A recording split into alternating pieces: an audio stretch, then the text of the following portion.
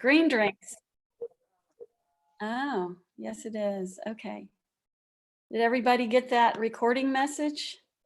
I did. Good. So we are recording this, by the way, so we can replay it further down the line.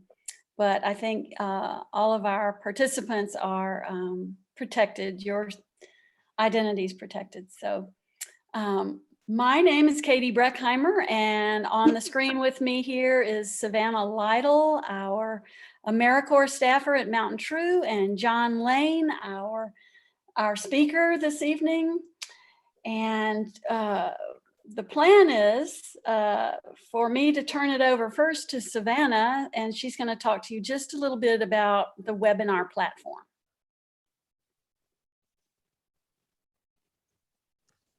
Hey everyone, as Katie mentioned, I'm Savannah Lytle and I'm an AmeriCorps member currently serving at Mountain True. And I'm mostly here tonight for tech support. So I'm just going to be on here for a quick minute. And I know by this point, a lot of you guys have probably spent a good amount of time on Zoom. But in case it's new to you or you've never done the webinar style Zoom before, I just wanted to give you a few quick tips. So if you scroll your mouse on your computer or swipe on your phone, you'll probably get a little menu to appear. And so this menu has some icons on it. One of them that would be important if you have a question is the Q&A box. So the way that we're gonna do things tonight is John is gonna speak for a little bit, but if you have a question, go ahead and put it in the Q&A box while it's fresh on your mind, and then we'll have some time near the end for questions. And don't worry, you don't have video or audio on for this being a webinar. So you guys can see us, but we can't see you. But that being said, we are very thankful that you guys are here and happy to have you guys. And if you have any other questions about how Zoom works, feel free to drop them in the chat and I'll do my best to look out for them and answer them for you. And you guys probably already saw it, but for anyone hopping on late, just so you guys are aware, this is being recorded. So if you guys, something happens with your internet or you miss some of it, this will be uploaded to the Mountain True YouTube channel. So you can always go back and rewatch if you've missed something. And with that, I'll pass it back to Katie. Thank you. Thank you, Savannah. So I'm going to talk a little bit about who we are, and then I'm going to talk a little bit about the Henderson County Comprehensive Planning process that's going on right now. And then I'm going to introduce our speaker, and John's going to talk to us about hawks. So as Savannah said, if a question comes up, don't forget it, put it in the Q&A, and Savannah's going to kind of moderate that toward the end of John's after his presentation. And so that'll get us through that. Green Drinks is sponsored locally by Mountain True and Conserving Carolina. And these are the best environmental nonprofits in Western North Carolina. And I always say this, if you're not a member of both of them already, please join. And in this time of Thanksgiving, think of giving gifts to your favorite nonprofits who are on the front line of the environmental movement. And we can't do this without you. Our nonprofits run on money, and it's through your generous support that we can keep the lights on. So Green Drinks, we are one of 500 chapters across the world that do get-togethers like this, and they talk about the environment and what's important about that. It's a premier environmental education experience that we're all sharing in. So I always like the fact that we're not all doing this alone, that Green Drinks are happening all over. So before we begin, I want to encourage you to participate in the local planning process, especially if you're a Henderson County resident. For those who aren't, bear with me. We have information information about how to do that, how to get involved in the planning process on mountaintrue.org, our website. We have some helpful suggestions about how to answer the survey questions as a conservation activist, as well as what Mountain True holds as our values. We call them our principles during the time of planning. We know growth is happening. All of us can feel it right now, and they want to share in what we have, and I get that. We know that growth is coming. We have climate refugees coming, and they're coming from our coastal areas where the oceans are rising. Climate refugees are coming from the West where the fires are. They're coming from the Gulf where the hurricanes keep hitting.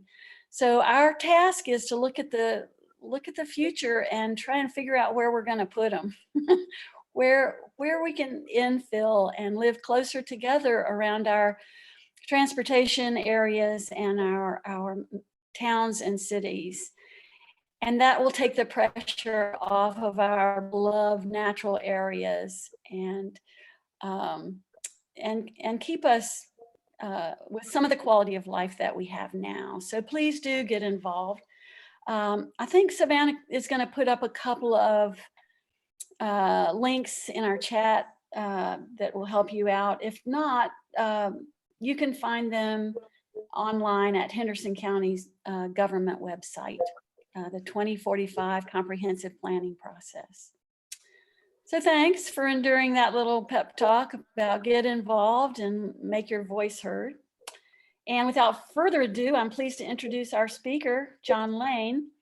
I first heard about John through Blue Ridge Outdoors, which is a magazine. The editor, Will Harlan, has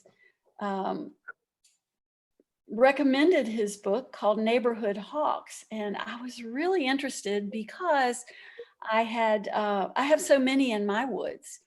And I'm really pleased that they are here. They're near the top of the food chain, and I hear them screeching. I don't see them that much, but they help with the rodents in my garden, and that's what I really appreciate. John Lane is Emeritus Professor of Environmental Studies at Wofford College and was founding director of the college's Goodall Environmental Studies Center. He is the author of a dozen books of poetry and prose, including Coyote Settles the South, a book-linked narrative that was one of 4 finalists in the John Burroughs Medal and named by the Burroughs Society as one of the year's Nature Books of Uncommon Merit. As an environmentalist in 2013, Lane was named Upstate Forever's Clean Water Champion and Champion Conservationist of the Year by the South Carolina Wildlife Federation. In 2014, he was inducted into the South Carolina Academy of Authors. He and his wife, Betsy, are co-founders of Spartanburg's Hub City Writers Project, sorry. Okay, John, it's your turn. Take it away. Well, thank you. It's really, really great to be here. And thanks to both of y'all for the hard work you're doing with this organization. It's a great organization. I wish it was live. Instead, we're here Zooming, as we've all been Zooming for the last 18 months or so. I'm Zooming from Highlands, North Carolina. I'm not home in Spartanburg.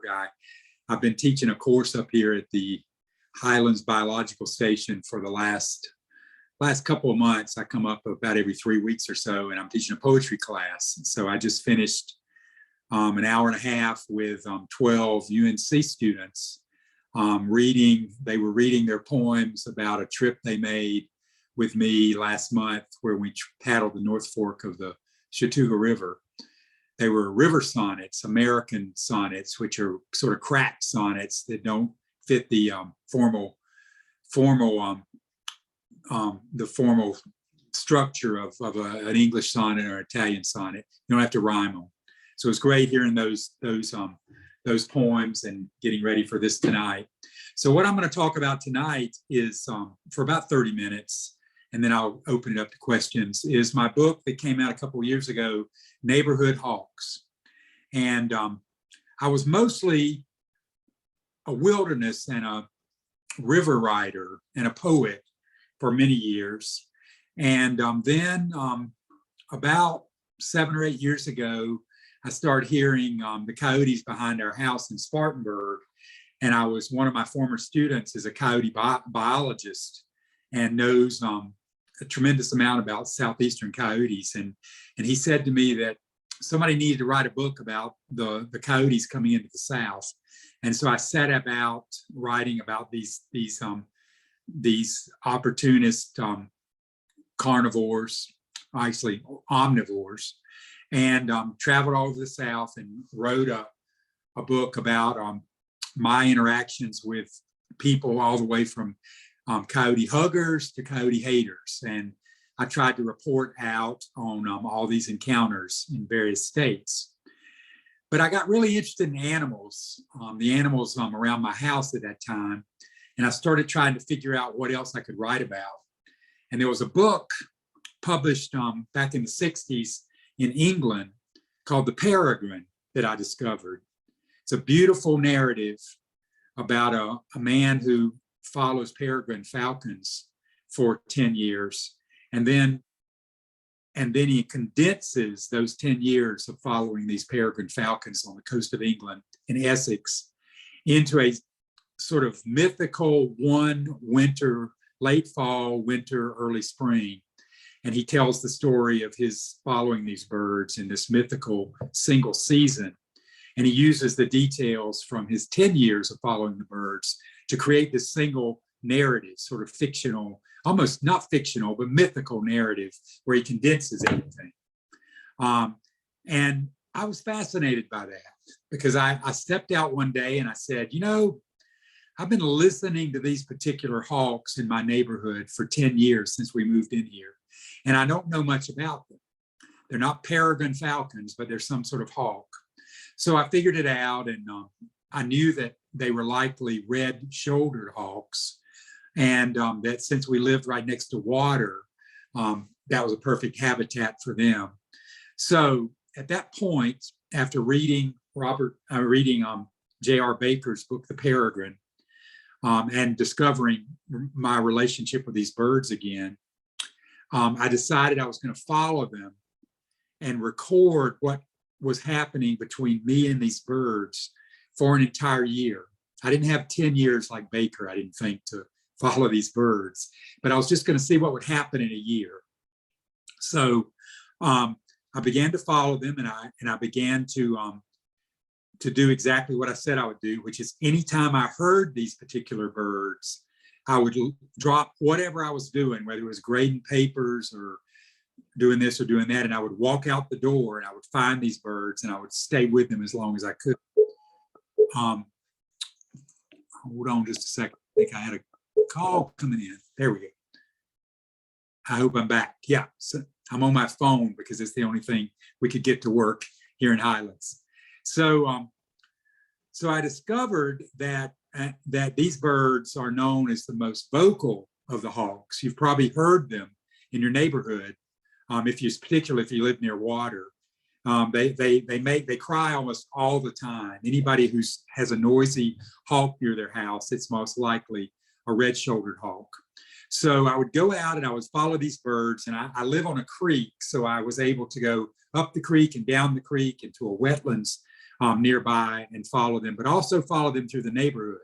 And I would always have my iPhone and I would have my binoculars around my neck, and I would just go wherever these birds were crying. And my neighbors were kind of weirded out by me walking around the neighborhood. I did it for an entire year, and I had to stop all the time and explain to neighbor after neighbor what I was doing, particularly because these birds would land in their yards and sit next to their bird feeders or get the rodents out of their gardens.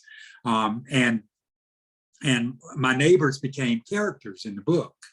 And besides the neighbors, I had the hawks, and then I also had an unusual, it hasn't happened again. I followed these hawks about 4 years ago now. And during that year that I was following the hawks in my neighborhood, I noticed down in the wetlands a number of black vultures and turkey vultures had started gathering. And I discovered that I was lucky enough to have a roost site for vultures in my neighborhood. And by the middle of January, I had almost 300 black and turkey vultures only about, I don't know, maybe 2.5 blocks from my house. So I ended up walking there as well every day and recording what was going on with these vultures. And I'd also see them all over the surrounding neighborhoods, because it takes a lot of roadkill to feed 300 vultures, I discovered that year. And so I would follow these birds, and I ended up having these sort of parallel narratives. Now, you got to remember that this is not a nonfiction book that has an objective account. This is a first-person nonfiction book. So I became a character as well in the book, and my wife became a character. Our neighbors were characters, and I followed these birds for a year, and I discovered a great deal about them. I discovered how little I knew about hawks and how much there was to discover. I also discovered that they had some things in common with J.A. Baker's birds. They were predators, but when Baker's peregrines were soaring birds, my neighborhood hawks, my red-shouldered hawks, actually operated in the forest itself. And often I would see them almost like those Star Wars. I think I could refer to them somewhere in the book as like those Star Wars vehicles that Luke Skywalker rides in one of the movies where they're going in and out of the trees. Well, my neighborhood hawks would do similar maneuvers, and I observed them doing unusual things. Baker observed peregrine falcons eating earthworms, and in farm fields, and I observed these red-shouldered hawks when they could not find snakes or moles or mice. They would often be in the mulch beds of my neighbors looking for earthworms. And I also observed them eating earthworms. And then later on, a friend of mine actually got a great series of photographs of a red-shouldered hawk eating earthworms. So that surprised me, lots of surprises. I'm going to read you a couple passages of the book so you get sort of a sense of my voice, and it'll give you more of a sense of my process and how I wrote this book. So this is from the very beginning of the book. This is the very first 2 pages, and it gives you a good sense of how this all started. This is called Beginnings.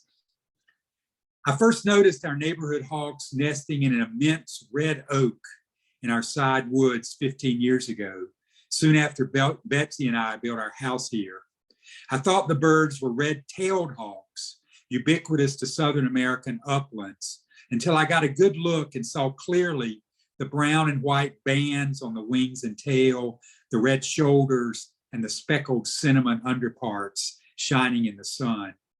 A quick glance at my Peterson's guide identified them as red-shouldered hawks, preferring swamps and damp woodlands to the red-tails' open country, woodlands and at roadsides.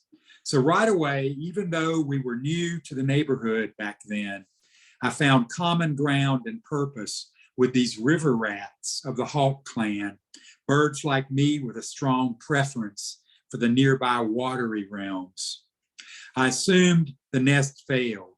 I found a number of broken eggs, ovate, pale blue, blotched with brownish red, below the tree and in the suburban road beside it. Raccoon? Negligence by the parent hawks? I'll never know. The next year, the hawks moved their nest across the street to another big red oak in a neighbor's backyard. The neighbor soon complained about the hawks. He accused them of dive bombing his car and made a joke about shooting them. I reminded him about the $10,000 fine for each dead bird. The neighbor is long departed. The house foreclosed on in the Great Recession of 2008. But the birds made it through, invested as they are in the vast stock market that seems to offer them a small but constant return season to season. The birds or later generations of the birds remain. My ornithologist friends are quick to remind me that telling individual birds apart is almost impossible unless they are banded or have some distinguishing characteristic, such as an oddness of color. But ever since the first spring living here, I have appreciated the red-shouldered hawks and marked their presence from time to time. Noisy neighbors, if there ever were. Sometimes I couldn't help but take deeper notice though, like the day a year ago when one dropped at my wife's feet, grabbed a foot-long northern brown snake and flew away. Or the time I came home early one afternoon from teaching and found a hawk sitting on the back of the glider on our side porch because I'd neglected to close the screen door. What I always wanted most once I returned home was to have a place to walk in the woods, but I have settled peacefully for walking in the neighborhood. The owners of the large tracts behind us, the bottoms up and downstream, hunt or lease the land for others to hunt. So walking here is often technically off limits. Because of that, I stick mostly to the roads and walking daily a short distance, a stretch of trail behind our house. 5 or 6 times a year, the creek floods and fills the bottoms. And up at the house, I want to believe I attend to the river in all its moods. So I listen like a supplicant to the muddy water slushing through the trees and flattening the weeds. Trash washes in, for this is an urban creek. Oddly enough, the primary items I find besides plastic drink bottles are balls of all sizes, including tiny pink balls from a McDonald's playground 4 miles upstream. Flood time is one of the periods when the land turns musical.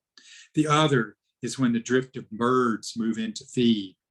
I would not call myself a bird watcher, though daily I do watch birds. I'm competent with a dozen wading birds and ducks, the local hawks, the occasional osprey and bald eagle, 3 common woodpeckers, and all the foraging birds at the bird feeder, cardinals, titmice, nuthatches, Carolina wrens, chickadees. These leave me a few hundred short on the 427 species of avifauna of South Carolina, but I've become pretty good with a field guide in my iPhone iBird Pro. I learn the warblers every spring when they move through, and then I forget them by the time they return in the fall.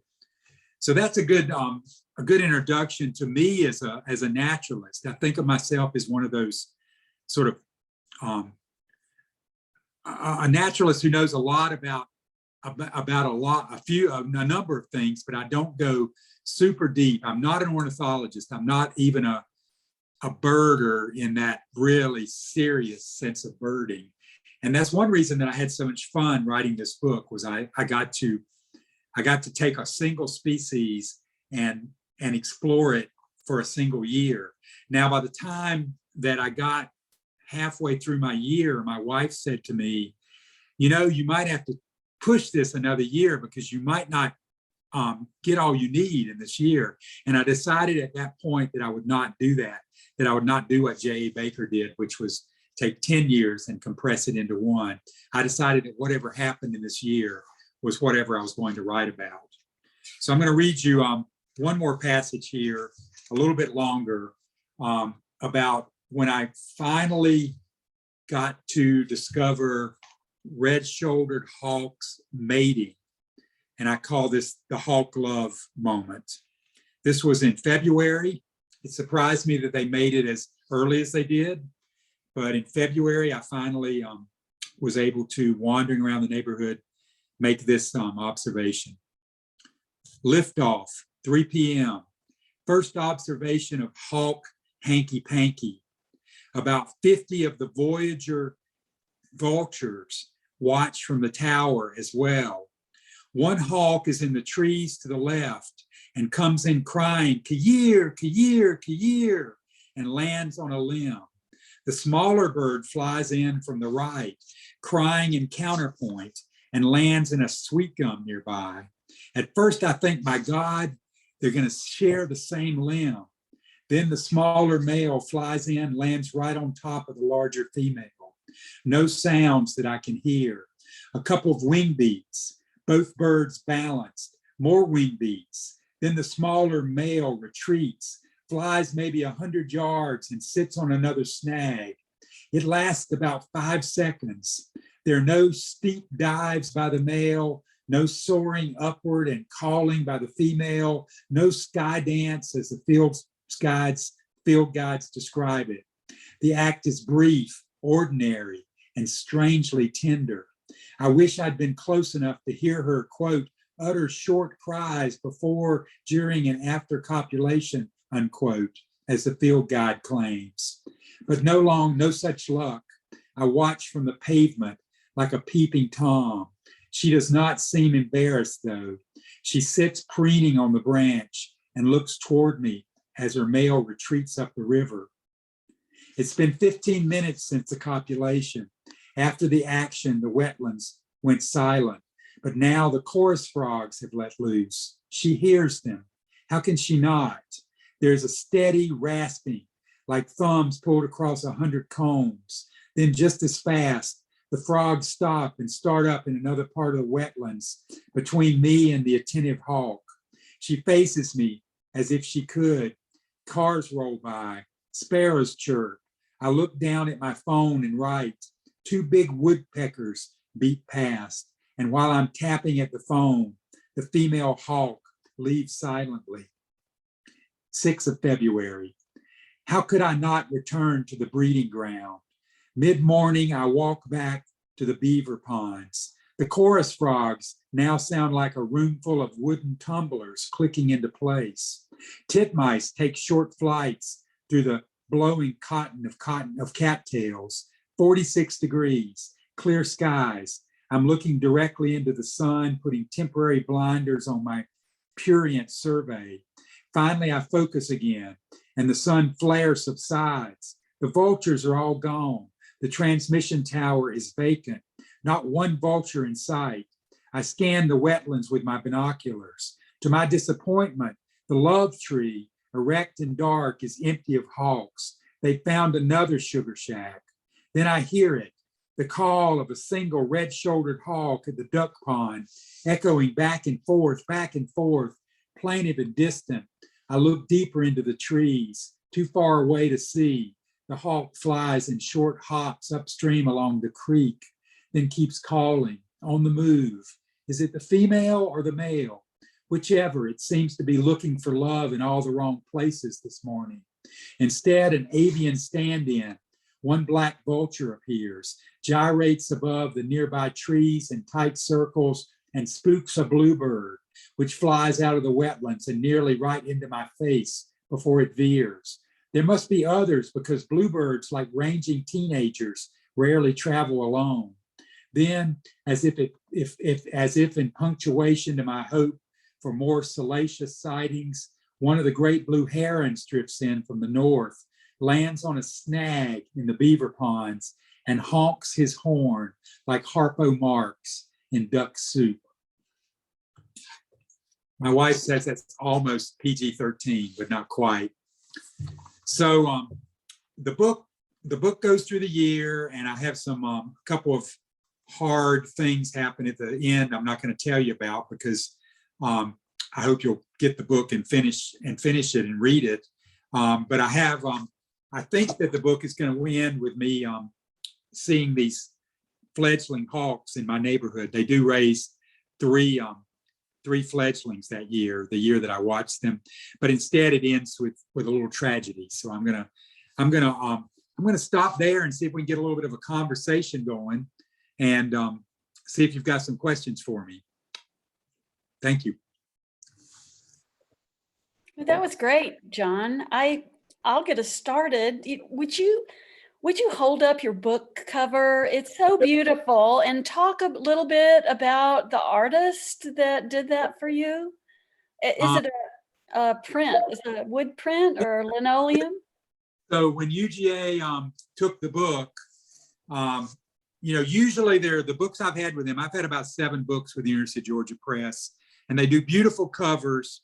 they're great book designers, but they almost always use photographs. They love photo-driven covers, beautiful landscapes or whatever.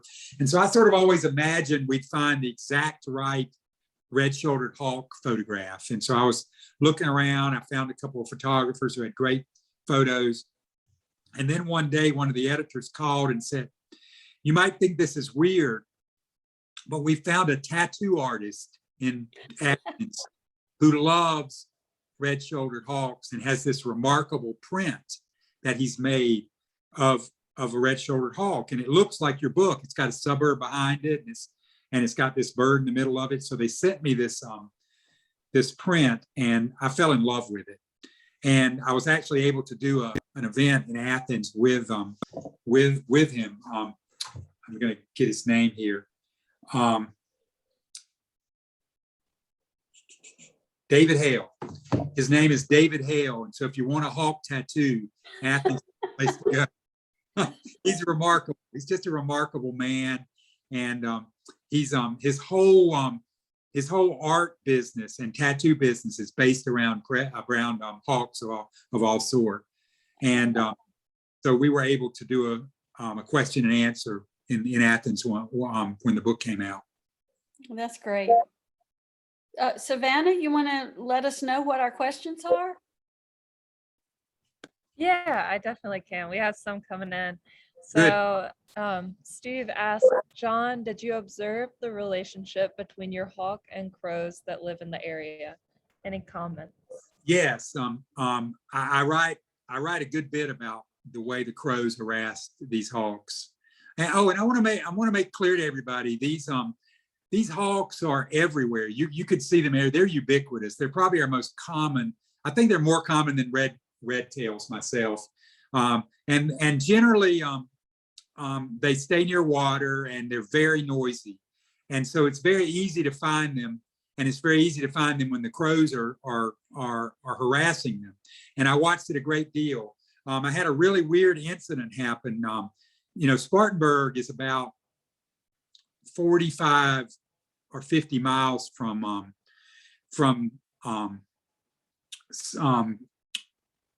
Highway 11. There's trying to remember the name of the rock up there that the hawks always pass by. Caesar's Head. There's a rock up there called Caesar's Head on the mountain front, and there have been nesting ravens there over the years. And I would sit on my side porch and watch the hawks often in our backyard, and I was used to crows harassing them. But one day I suddenly looked in the backyard and there was a massive crow, and I realized it wasn't a crow, it was a raven. And I had a raven in the backyard that must have been passing through, but it stayed for about 3 days.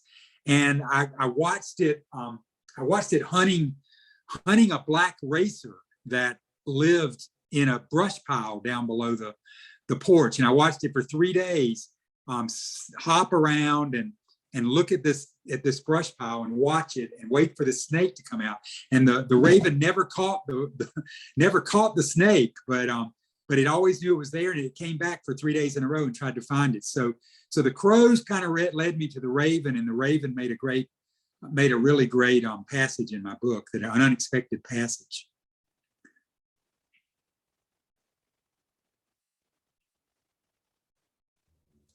Another question that we have is from Rich, and they ask, "Do hawks mate on the ground as well?"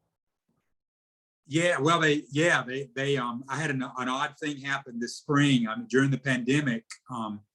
We have a fire pit in our side yard, and we started having friends over, for what we called the pandemic happy hour. And we'd have, just a single couple over, and we'd sit socially distanced and have a beer or glass of wine and start a fire. And we were out there one day, and my wife had this look on her. She was looking in the other direction from me, and she kind of had this bizarre look on her face, and her jaw dropped. And it was in February, a warm day in February. And I turned around and looked, and there was a pair of red-shouldered hawks 25 feet from us on the ground mating.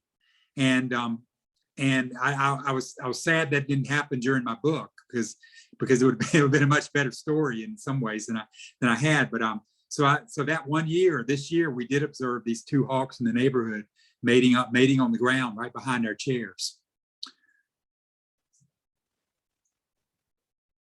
Another question that has come in is from Amy.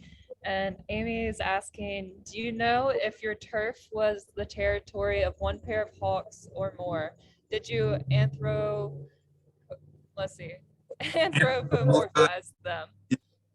Yeah, the answer to the first question, yes, we live in the middle of a single territory, and I know where the lines are in both directions because there's another pair of hawks about a quarter of a mile downstream on the creek, and then upstream there's another pair of hawks about a quarter of a mile. So from all the reading I did, it seemed that their territories were maybe, give or take a square mile, or more if they sometimes, but that was a pretty common area that I saw mentioned in articles and things.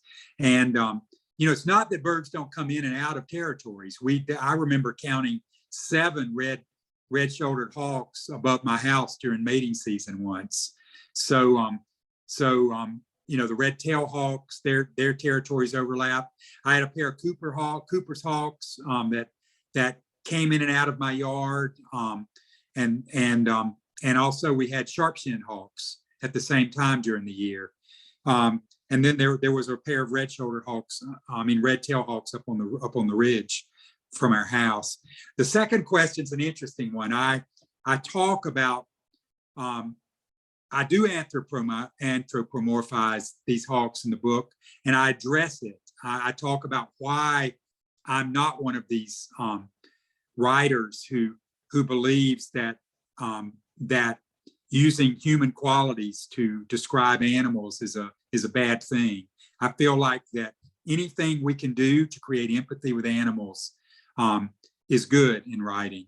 And as long as you're aware and you're conscious it's happening, wish I could find an example of, I don't have an example marked in the book, but I do, I am aware of it. I am constantly aware that there's a whole tradition in nature writing in the last 25 years or so that dismisses anthropomorphizing, and I try to play with that. I try to work with it and to use it when I can, but to be aware and conscious that I am using it. Grady and Kathleen are asking, do red-shouldered hawks fish? I don't know the answer to that. I don't remember reading anything about them fishing, but I can imagine that as creative as they seem to be, that I know they eat crayfish, but I don't know whether they fish the crayfish out or whether they find them. You know how crayfish will sometimes go across land or be very close to the edge of the water. But I know, so they're very aware of aquatic creatures, but I don't know the answer to that. I'm not sure if there's been any observations of red-shouldered hawks fishing. I wouldn't imagine they fish the way that ospreys fish or bald eagles fish, taking fish right out of the water, but I could be wrong about that. So Rich is asking, being so continuously regular in the same place, did you have the feeling that they recognized you? I got that feeling. I could never prove it, but they seemed to become more and more comfortable with me around. I read a lot of accounts and a few scientific papers that talked about how successful red-shouldered hawks have been because they're not skittish around about. They'll build nests 25 feet off of somebody's deck. And so they're not so skittish around human beings as you would expect a wild bird to be. But I did get a feeling after spending a year with these birds that they did at least know that I was up to something. And they seemed to tolerate me more and more as the year progressed. I always tried to dress the same. I always tried to move slowly when I was in their presence, and they seemed to get used to me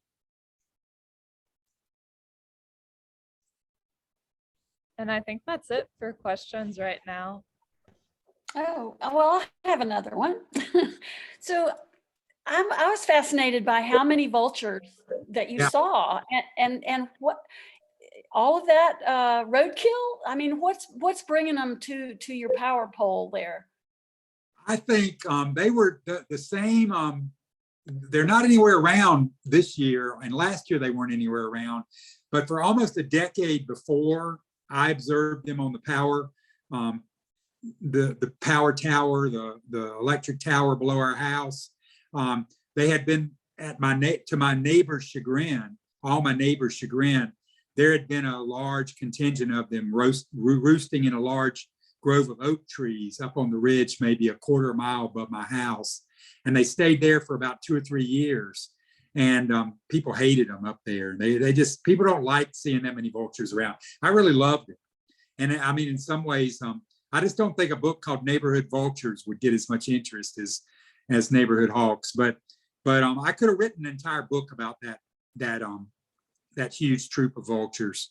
I don't know what you call a kettle. It's a kettle of vultures if they're flying. I'm not just sure what you call a large group of vultures if they're roosting. But I started driving around a great deal, and I discovered that, I mean, I couldn't be sure they were the same birds that were roosting on my towers, but I would discover that these birds would be all over the neighborhoods around my neighborhood, and they were very conscious of any roadkill that ended up there. I watched them work on a dead deer down the creek from our house for a good week. There was about 25 or 30 of them that would show up there. And let me see if I can find a vulture passage to read you, if you'll give me just a second as I'm looking through the book here. Let's see, I should have a vulture section marked, because people are always fascinated with those birds. Well, yeah, I'm going to give you a minute to look, but I also, when we were talking to John before we had our night tonight, he talked a little bit, and maybe he will in a minute, about encouraging all of us to get out in our own backyards and do a little more exploring of nature and what's out there, and to be students of nature. And I think his personal experience is it's very endearing and I want to get out more and just look and see. And I'm not a birder. I hope some of you all are, but these hawks, I learned a lot reading John's book. And I also, they're just so loud. They're the loud mouths of the birds. They're the loudest one there is. Yeah, I'm an observer. My wife is always shocked. I can identify most roadkill at 55 miles an hour. I'm always, I've got this little prayer I say too. When Nice. James Dickey had a poem called The Last Wolverine back in the 1970s. And the last line of the poem is, "Lord, let them die, but not die out." And I've got this little prayer I say now. Every time I pass roadkill, I always say, "Lord, let it die, but not die out." And I'm an observer. That's the thing that I think runs through every book that I've written. I'm a good observer. I'm not an expert.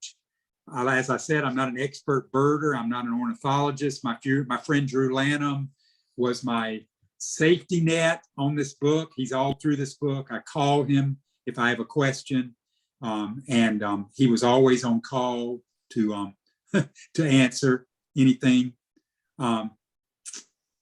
Okay, here's a little bit about the vultures. I'm gonna skip a little bit around a little bit. This is the 30th of January.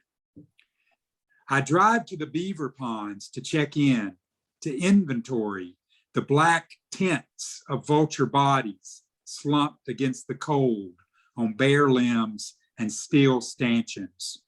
As they had been yesterday, and they are all gone. In just 12 hours, as if some order came to ship out, they've all vanished. Poof, adios. The ponds are silent. Only a lone great blue heron stands watch until I stop the truck and point my binoculars at the trees. Alone on a limb that the day before had been thick with roosting vultures, I see the fluffed out, cinnamon-breasted, red-shouldered hawk staring toward the duck pond, hunched against the breeze. She swivels her head, notes my interest, and turns back to her survey. Here's something about the person who asked about anthropomorphizing. It's dangerous to project human emotions on a bird, but she looks lonely, sullen, and abandoned. Where is the smaller hawk I saw her with last week? Was it a transient who scored some hospitality in the neighborhood, or one of last year's chicks that has now dispersed into the larger world, ready to confront the hard arithmetic of hawk reality, who survives and who doesn't? These are the thoughts I project on the hawk as I watch from the road. Then my thoughts and emotions turn to feeding. Is there in her hawk head a trigger latch set for when to stoop on some morsel exposed below? So I don't know, I feel like as an environmental or nature writer, I can get a pass by making the reader conscious that I'm aware that I'm doing this. One of the problems with nature writing of the 19th century is that there was never that consciousness. You never had the feeling that the writer felt like they were testing some line by projecting human emotions or human actions on another animal. And then there's this one little passage here I wanted to read. This is at dusk on that day, which was the 1st of February. We walked the dog to the beaver ponds. My wife power walked ahead, and I meandered slowly with the listless, overweight beagle. The dog is a character in my book too. The listless, overweight beagle as he marked every leaf pile to stall the exercise. I saw a few vultures through the trees, but couldn't anticipate the shock of the choreography above once I broke clear of the forest cover and looked up to see spiraling arms of a vulture galaxy forming and dispersing above. Several hundred birds glided at multiple levels, riding downward and then powering back up to altitude to swirl before descending again. There was a music to this coasting, but it was slow and silent. The lack of sound was actually unnerving, like a stealth invasion, a back channel occupation, a serendipitous temporary colony arrived from deep space. If these birds had been fireworks, Betsy and the dogs would have looked up, but since the birds made no sound, only I saw the pyrotechnics. The dog meandered on, oblivious to the show above, more wedded to the stinking pumpkin collapsing in the ditch. When we reunited, I pointed up in wonder, and Betsy said, "Oh my, that's a vulture murmuration." A murmuration. Vulture murmuration, not star. Okay. Well, Savannah, are you seeing any more questions? Or does anybody want to mention anything else to us? One thing I should say is that I wrote almost this entire book on my phone, the first draft, and then I would come in and dump the iPhone notes to my computer and then work with them from there. But people are always surprised that when I tell them that I'm willing to work on my phone the way I do. I love it. phone. Was it audio dictation that you used? The verbal? I'm a one finger typer, and I just and I write that all the time now In your notes? in my notes. Okay. I could open it up and show you. I've got 1,732 notes on my. I mean, they're stored in iCloud too, so I'm not going to lose it if I drop this phone in the creek or something. Okay. We do have a few more questions that have come in. So Erica is asking, I may have missed this, but which river are you referencing in the book? Austin's Fork. She knows it well. Erica knows it well. It runs right behind our house on the east side of Spartanburg. And it's called a creek, but I always call it a river. Because originally, the oldest references to Lawson's Fork that you can find on old maps, it's called the Lawson's Fork of the Packlet River. And so if it's the Lawson's Fork of the Packlet River, it must be part of the river and not a creek.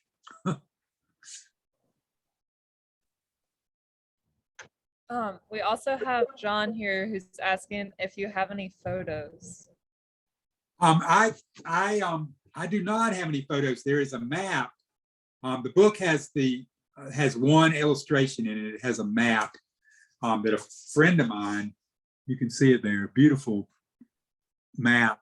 A friend of mine did of the area that I walked through to find the hawks. I decided, there's this whole, I don't know, there's a whole school of thought of that if books tend to be literary and they tend to be driven by literary voice, that photographs are something that don't really fit with books, that photographs are fit better with books that have more of a journalistic bent to them. A lot of people have never understood why John McPhee doesn't put photographs in his books. It'd be easier to understand sometimes some of the places he's been or things like that. But I never thought of photos with this book. I'm working on a book now for the University of Georgia Press that has photos in it. It's the first book I've ever published with photos. Well, I've had coffee table books I've published, one on the Santee River and one on the Saluda and Reedy Rivers in Greenville. Those are books where I worked with photographers, but I'm working on a book now for the University of Georgia Press that has family photos in it. So I was able to use those and work with them, and they were willing to let me do that. So I have essays about my family, but I also have these photographs of old family members.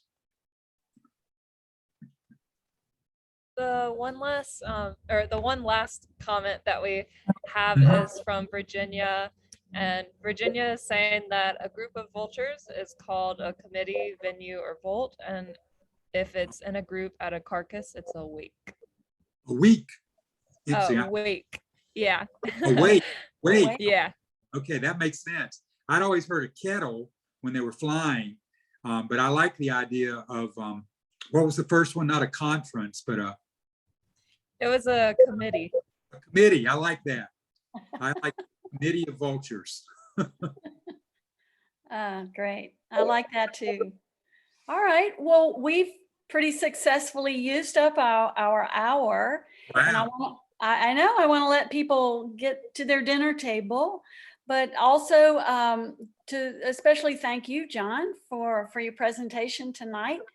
And then to let everyone know that this was a special edition Green Drinks. We don't have any more planned for a little bit, but we will definitely be in touch as soon as the steering committee gets together and we decide it's safe to gather again.